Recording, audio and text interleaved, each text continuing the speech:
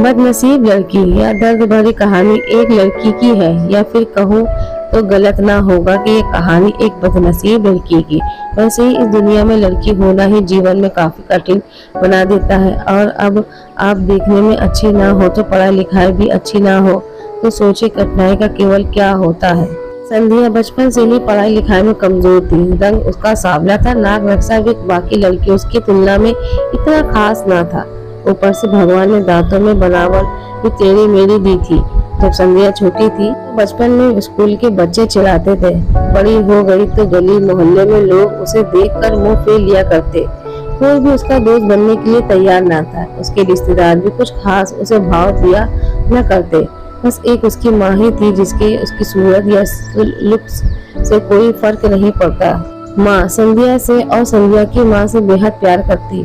दुनिया भर में आलोचनाओं से को सहने की भी शक्ति थी। माँ संध्या के लिए जब कोई उसे डफर बोल देता था या जब कोई उसे बदसूरत बोल देता, जब संध्या को शादी के लिए देखने आए लोग उसे बिना पसंद किए लौट जाते, यहाँ तक कि जब खुद के पापा उसे ही मनहूस बोल देते, तब माँ ही तो थी जो उसे समझाने की लोगों को बोलने से क्या होता है, तो मेरी बेटी प्यारी बेटी है। भगवान के लिए इतने सारे अन्यायों के बावजूद संध्या जीने सीख गई थी। वह खुश रहना सीख गई थी। जो भी गिने चुने लोग उससे बातें करते उन्हें चुटकुले सुनाकर हंसाया करती और खुद को भी ठहाके लगाकर हंसा करती। इसके अलावा एक और बहुत बड़ी खूबी थी संध्या की, उसे खाना बनाने में बहुत मजा आता था। और न सिर्फ खाना बनाने में मजा आता था, उसका बनाया खाना खाकर लोगों को जो स्वाद आता था वह उनको तृप्त कर पा जाता था।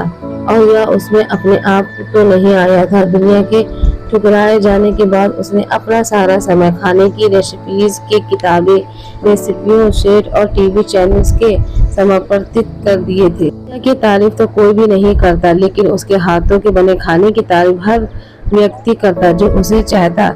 एक गुड़ की वजह से संध्या अपने आजू बाजू की औरतों को फेमस हो गई थी, क्योंकि जिस भी खाना पकाना सीखना हो या न कुछ नया पकवान बनाना सीखना तो संध्या के पास आती और संध्या भी खुशी खुशी उन्हें सब सिखाती। उसके पास आने वाली औरतें अच्छा खाना बनाना सीख जाती, लेकिन लाख कोशिश करने के बाद भी संध्या के हाथों में वह जादू जो उसको तृप्त कर जाता हर कोई ना सीख पाता। संध्या की जिंदगी इतनी उतार चढ़ावों के साथ कट रही थी। एक बार फिर से माँ बाप ने जी तोड़ कोशिश कर एक फैमिली को संध्या को दिखाने के लिए मना लिया था और अगले दिन लड़का संध्या को देखने आने वाला था। संध्या को इस बात की खबर होने पर वह दुखी और गुस्सा हो गई थी। बिना उससे पूछे पता नहीं क्यों माँ बाप लड़कों को बुला लेते हैं और उसका मजाक बना देते हैं।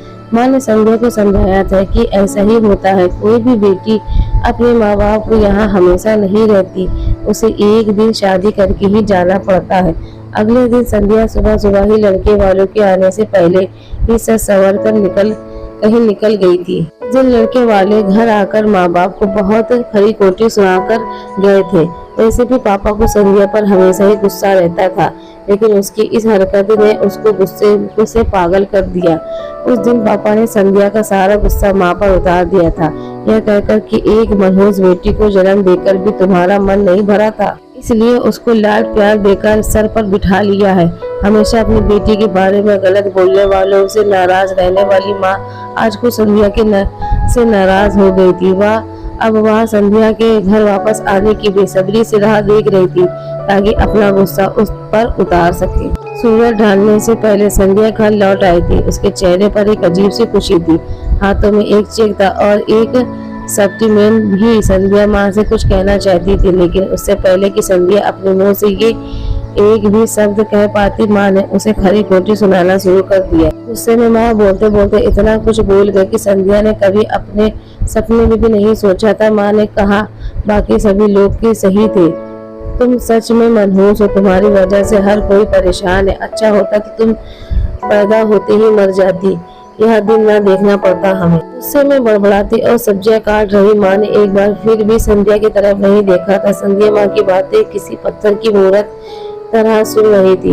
पत्थर की ऐसी मूरत जिसके शरीर में ना तो जान हो, लेकिन आंखों में आंसुओं की धारा बह रही थी।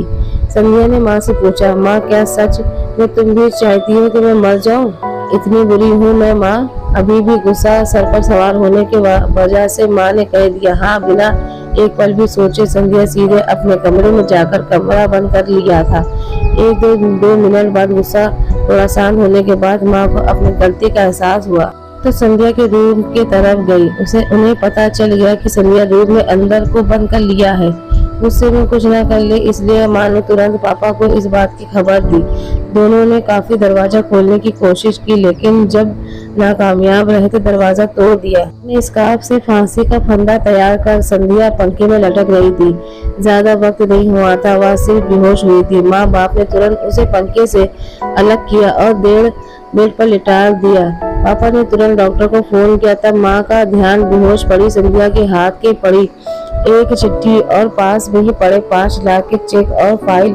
स्टार होटल में शेफ की नौकरी के लिए कंफर्मेशन लेटर पर पढ़ी जो संध्या अपने साथ लाई थी। माँ और पापा ने वह चिट्ठी खोलकर पढ़ी जो अपनी अभी अभी लिखी थी। चिट्ठी इस प्रकार की थी। मम्मी और पापा, मैं जानती हूँ मेरे जन्म से ही लेकर आज के दिन तक मैंने ऐसा कुछ भी नहीं किया था जिस पर आप गर्व कर सके, लेकिन मैं आपको बताना चाहती हूँ कि आज मैं खाना पकाने में के नेशनल लेवल कंपटीशन में जीत चुकी हूँ। ये 5 लाख का चेक मुझे प्रथम स्थान पर आने के लिए मिला था।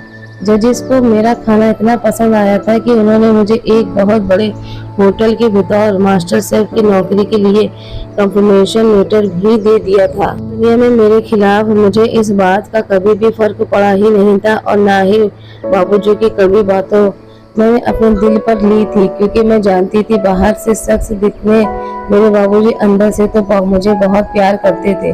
प्यार न करते होते तो बिना मांगे मुझे कपड़े, मिठाई, पटाखे या सब लाकर देते। माँ के प्यार का कोई क्या बयां कर सकता है। माँ मेरे लिए मेरी सारी दुनिया थी।